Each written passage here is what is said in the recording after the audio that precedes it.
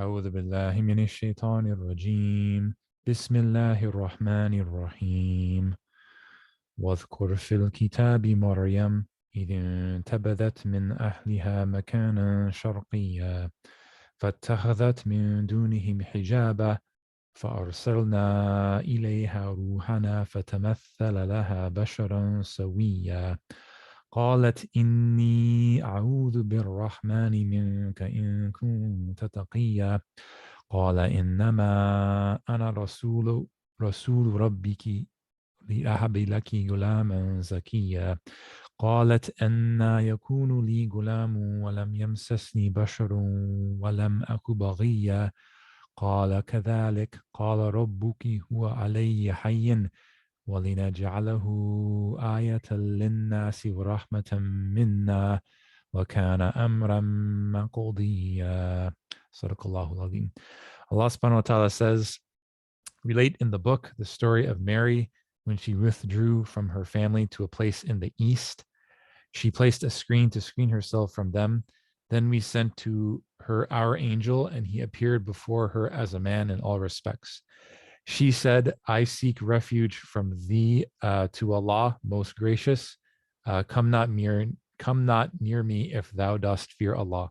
He said, nay, I am only a messenger from thy Lord to announce to thee the gift of a pure son. She said, how shall I have a son, seeing that no man has touched me and I am not unchaste? He said, so it will be. Thy Lord saith, that is easy for me, and we wish to appoint him as a sign unto men and a mercy from us. It is a matter so decreed. Assalamu alaikum. Welcome to another edition of Islam for Europeans. Just wanted to give a reaction video to the Jordan Peterson Muhammad Hijab video. I had a chance to watch the podcast twice. I also saw some of the reaction videos. So I want to take this reaction video in kind of like a different direction, but still, I do want to comment, on the inner working, the ins and outs of the whole interview. I thought it was absolutely fantastic, absolutely much needed. While I'm recording this video, there's more than 1 million views already, and it's only 5 days old. Really, it just smashes the critiques from people on the far left who said this video should not have happened. I'm sure some people on the far right would have said that as well. So I guess that's one thing that they can agree on. But just think about the positives that came out of this whole podcast. First of all, millions of people, including Muslims and non-Muslims, watch this video. And Muhammad Hijab, he had a chance to dispel the misconceptions regarding the expansion of Islam throughout the Muslim world.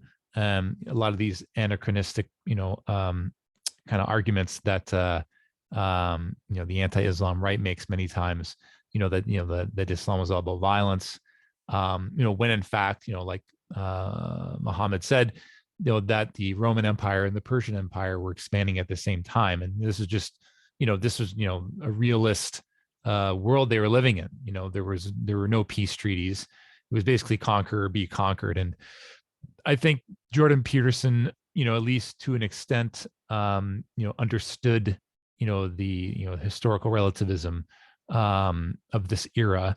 Even when he was, talking with Joe Rogan, and they were talking about the age of Aisha, radiyallahu, and even he said, that the fact that there was young marriage at the time, this was something that occurred, all throughout history, right? So you need to understand history before you tackle these issues. And a lot of these anti-Islam people on the anti-Islam side, they give no historical background, and they end up, confusing and brainwashing a lot of people. So that's one great thing about it.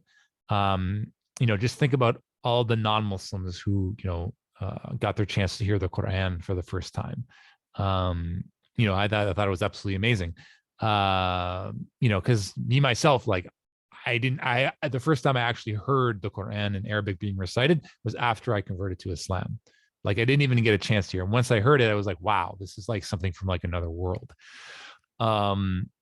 so yeah, I mean, that was a great way to, include, recitation of the Quran, um, with the specific qiraat, while explaining, the attributes of Allah at the same time. So I thought that was absolutely wonderful. And just, the positives of, even Muslims, hearing this interview, because a lot of Muslims all around the world are going to be hearing this, and there's so many aspects of our faith that are being attacked left, right, and center.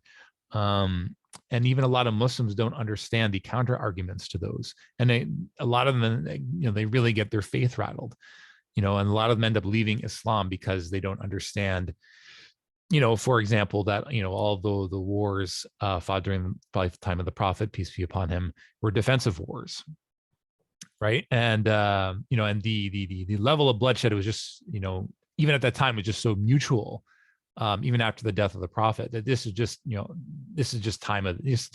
what occurred, back then, and that kind of brings me to my second point, and that is, when you look at pre-modern times up until, the mid 20th century, I mean, attacking and being attacked, was just part of the game. This is just what people did. I mean, people, like empires expanded, you could be attacked by, another country at any time. And people just basically did what was in their best interests, and that doesn't mean that everything that happened in Muslim history, was the embodiments of the Prophet Muhammad, peace be upon him, and the first 3 generations of Muslims. Because you're going to encounter stuff like that when you read history. You're going to read that, for example, that like certain dynasties charged the jizya on, new converts to Islam, even after they converted. So, and you had, and then there's mutual bloodshed that occurred. I mean, there was slavery in the Arab world, but that doesn't, that's not an argument against the veracity of Islam. If you want to look at the veracity of Islam itself, you have to look at the Quran, the Sunnah, and, the manners of the Prophet Muhammad, peace be upon him. And I like the fact that, Muhammad Hijab concentrated on that. Like, he didn't, try to make it like this kind of like new age kind of liberal argument. He used the foundational aspects of our religion, and even, how he dealt with, the non-Muslims during his lifetime and the conquest of Mecca, and all that. So I think, Jordan Peterson, he really took well to that. And, this isn't, like I said, this isn't just about, Dr. Peterson himself. I mean, like I said, he has many non-Muslim followers. And, like, inshallah, many people will convert to Islam after watching this video. But even himself, I mean, you think about it. I mean, maybe there is potential that he could convert to Islam. I mean, the fact that he knows that he has many Muslim followers is really a great thing. So, and again, that doesn't mean you have to agree with everything that Dr. Peterson says. And I think that's one of the mistakes that's made in this, in the 21st century. Just because you're talking to somebody, just because you're having a conversation with someone, or even smiling, that does not mean that you agree with all of their positions. I mean, this is an extreme type of bara that you see only with, the very, very, far left Marxist Muslims, the ones who thought that this video should have never happened, which is absolutely ridiculous. I mean, they must not really care about the success of Islam in the West. And they, to think that, that this should have never happened. I mean, think about all the great outcomes that happened just from this video. That doesn't mean I agree with everything that Dr. Peterson says, but at the same time, I mean, think about all the other interviews that will happen after this. I mean, hopefully this will be, a framework for more discussions like this. I mean, it took long enough. I mean, think about the period of time that Dr. Peterson, had his invitation to reviving the Islamic spirit rescinded, I think like 4 or 5 years ago, and that whole period of time, in which, that dialogue never took place. I mean, yeah, I mean, now that we have that, we kind of have like a framework, and I'm glad that, Muhammad Hijab now, it gives him an opportunity to, have conversations with people that aren't antagonistic towards Islam, because that's what the, him and his crowd, Ali Dawah and Dili Hussein, that's what they're used to. I mean, they're used to having to deal with, the ex-Muslims, the new atheists, the neoconservative right, and hearing their tweets over and over again. It's got to be incredibly tiring. So, I mean, I think hopefully this will be a chance to, for experienced da'is such as, Muhammad Hijab and others to, reach out to and look at new vistas and look at new people to, talk to, and hopefully have fruitful conversations and clear up those misconceptions. Right. So, yeah, but that's overall, I think, like there were many great things that happened with this video. But now I want to, span off into kind of a different direction and how it relates to, our work at Islam for Europeans, because it's, you could maybe see under the surface a lot of the things that were not discussed in this video. And I think that's inevitable, and actually like a good thing, because it kind of leaves, things, again, because you only can discuss so many things in a 90-minute conversation. Right. But there's this kind of underlying tension between the Muslim world and Europe that is not really related to Islam's / Christianity per se, but is more of a cultural conflict than anything else, right? And the whole concept of urf in Islam, and that people are supposed to adapt Islam to their cultures, is one of the missing pieces, I think, that will expand on the possibility between possibility of peace between Islam and the Anglosphere, right? But I think that's just so kind of beneath the surface that's not the part that's not really discussed very often.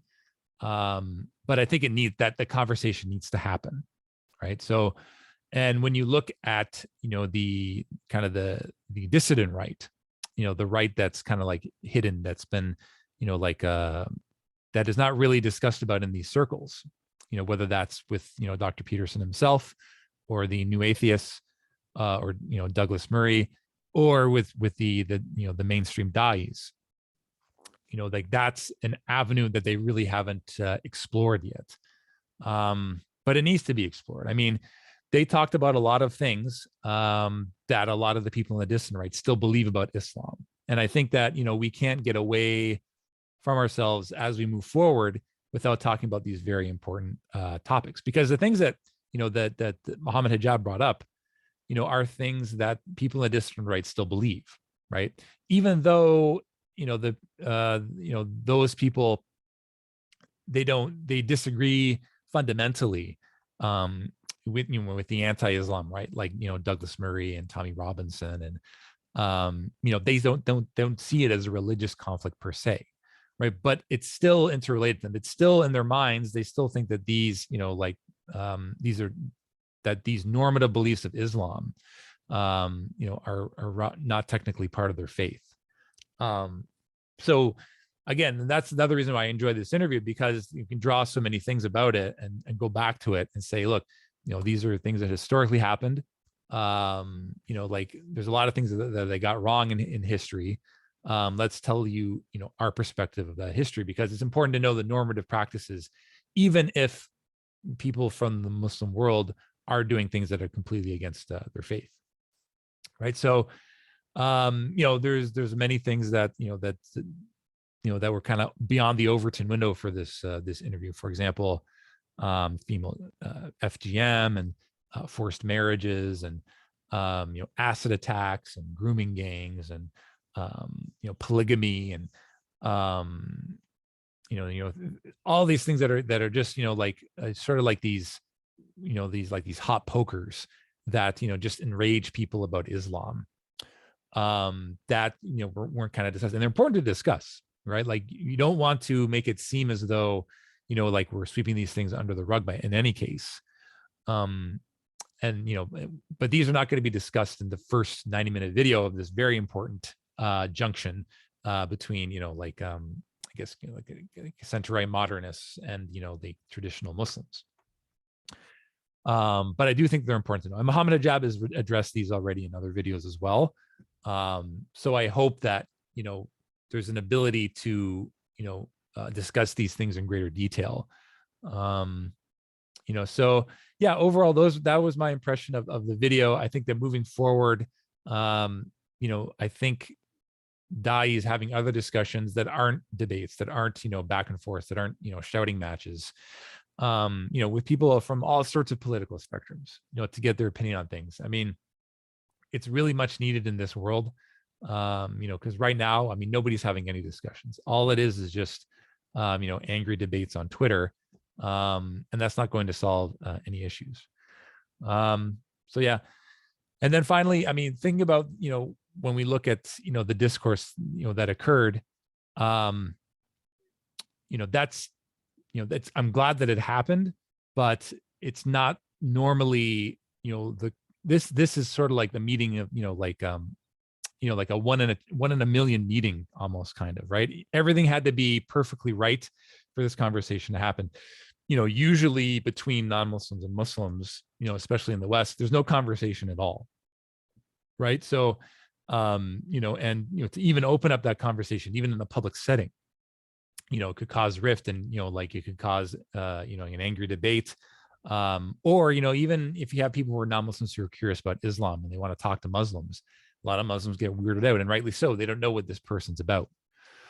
Right. So for us, especially, for converts to Islam, a lot of the times you can't bring up these topics. Either these are things that are just below the surface. People, they just have Islam fatigue in the West. They don't want to talk about Islam. They don't want to hear about it. And Dr. Peterson was right in the sense that, you just have to be an exemplar of your religion, and try to, not just tell the best story, but also have the best manners. That is a long, arduous process. And in terms of changing the hearts and minds of the people around you, it doesn't happen overnight. Right. So, that's, I think, the main message we want to get across, that healing the relationship between Islam and the West.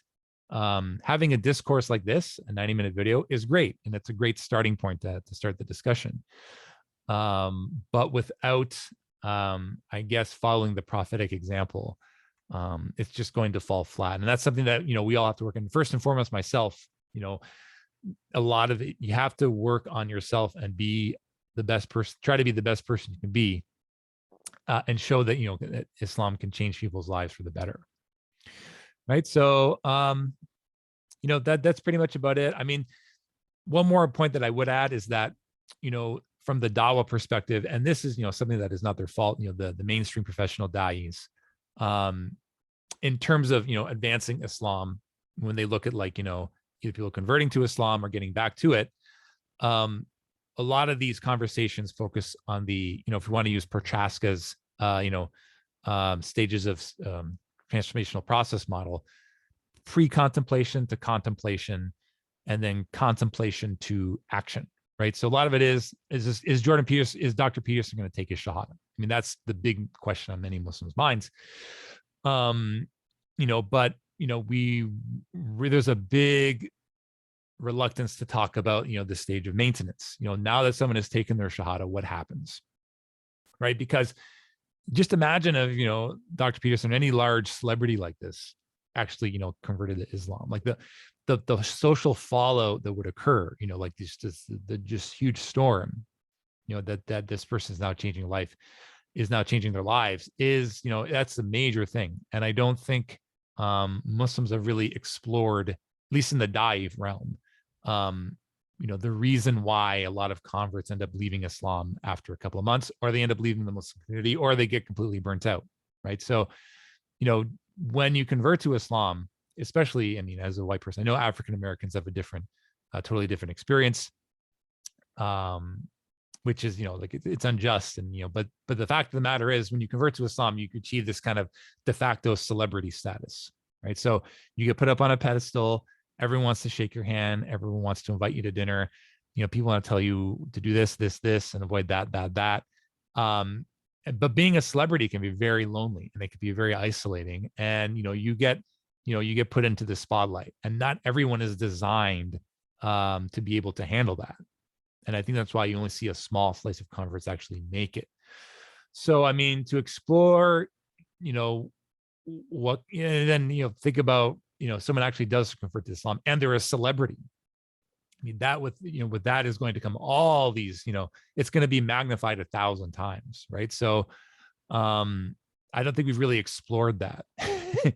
We have all these convert programs, and they'll give you a new rug and a musalla, and give you all these books, but it doesn't really address the main issue. Is that in that you're gonna, you have to mitigate all these relationships with your family and your friends and your inner circles and so forth. And we saw it, when soon after the Hijab Peterson, podcast was recorded, and it was going to be released on December 13th. Douglas Murray got into it with Muhammad Hijab, because Douglas Murray posted something where it was like a couple of Muslim women attacking like these Asian non-Muslim people on a bus, right? And some of them didn't even have like a hijab, they had like a hoodie. And then he used this to like say, this is what Islam says about this, which is really incendiary. And this is what they want to do, just try to like provoke people. And it started a firestorm, and rightly so. I mean, and then Muhammad and Dr. Peterson was trying to mitigate the situation, because, then Muhammad Hijab and Douglas Murray was getting into it. And again, I'm not a fan of Douglas Murray at all. I mean, his attacks on Islam are just so, like grade school. I mean, he doesn't even speak Arabic. I mean, and the arguments that he uses are like, Islam has Muhammad had multiple wives, therefore he's a terrible person. I mean, which is a totally terrible argument, even from a historical standpoint. But I mean, I commented on that. I'm just like Jordan Peterson inviting his Islamophobic uncle to like the local iftar, right? So I totally get why Muslims would clap back at Douglas Murray.